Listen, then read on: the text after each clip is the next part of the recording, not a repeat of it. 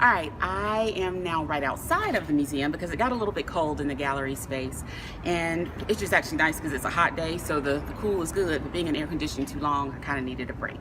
But I am here with another poem draft I just completed. I'll read it first, and again, I'll talk to you about the artist and the work of art and kind of the process of putting it together. So this piece is in, and again, I'm outside, so excuse the noise. I'll try to talk a little louder. But this piece is in response to a one-color lithograph by Robert Colescott, and it is entitled, I Can't Dance. It's a really short little poem, short draft. You hold up the wall, frame high talks and debates. You are the body centering thought about black bodies, but you still can't dance. Ooh, and just reading that out loud, actually, I noticed a change I'm going to make. I think I'm going to revise. You hold up the wall, frame high talks and debates, are the body centering thought on black bodies. Maybe that, yeah, you are the body centering thought on black bodies. That might be a revision there, but you still can't dance. So this was an image, it has the text, I can't dance, in the center of the actual image, in addition to that being the title. And so immediately I heard that in my sister's voice from when we were little. And we would go to our family reunions, and all of our cousins could dance, and we would be the two little black girls, like watching and kind of bobbing our heads, trying to act like we had the rhythm, but we really didn't. And so I could definitely relate to that. And it's one of those things, like when you're outside of a cultural norm, or might be a stereotype, how do you react, or how do you identify, possibly? That was kind of the thought I was going on, but also that idea of you can accomplish so many things in life, and there are still going to be spaces where you feel entirely inadequate because of one or two things you can or can't do, or you do or don't do. Or there's that person who's always going to bring up one or two things, like, I can be published in the best of places, I can win awards, I can, whatever I do, I can start a company that helps thousands and thousands of people.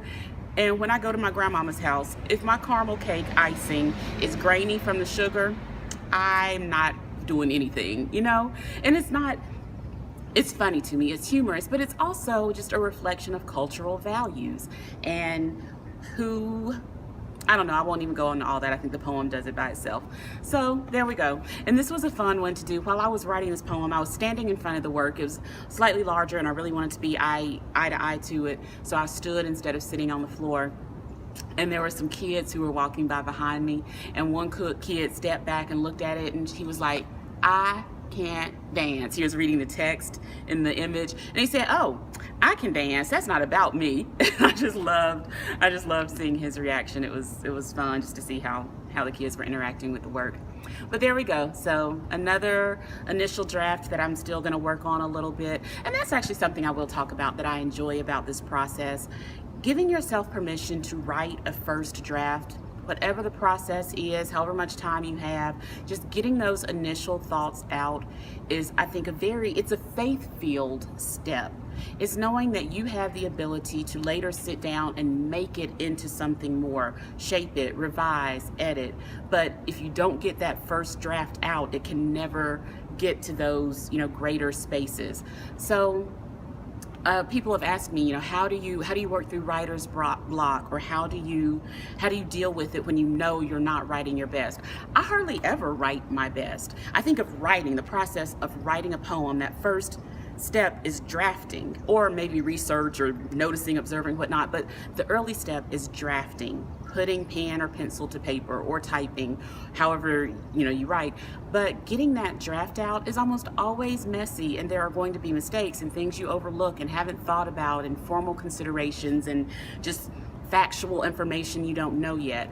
That's what drafts are for. Get it all out, and then in the revision stage, I can do more research. I think about form and structure. I think about what's actually true and not. So giving yourself permission and just understanding the nature of what a first draft is frees you to actually create and do the work of crafting, Yeah. All right, another draft from Stephanie. Again, this was after Robert Colescott's I Can't Dance.